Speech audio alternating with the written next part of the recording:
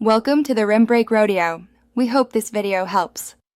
In this video, I will explain how to remove the center console in a Chrysler Town and Country.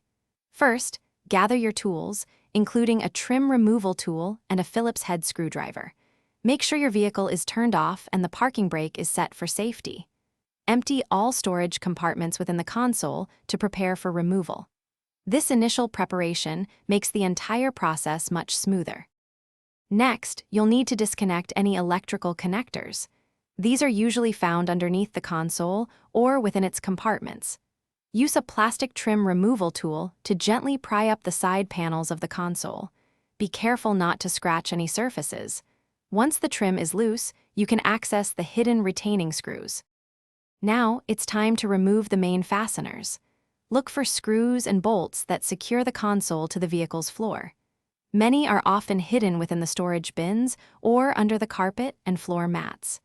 It's a good practice to keep track of where each screw came from, especially if there are different sizes.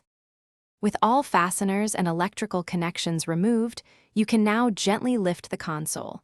Make sure nothing is still snagged or connected before attempting to pull it free. Carefully maneuver the console out of the vehicle. When you're ready to reinstall, simply reverse these steps, ensuring all connections are secure. Thanks for watching. Consider subscribing if we helped you.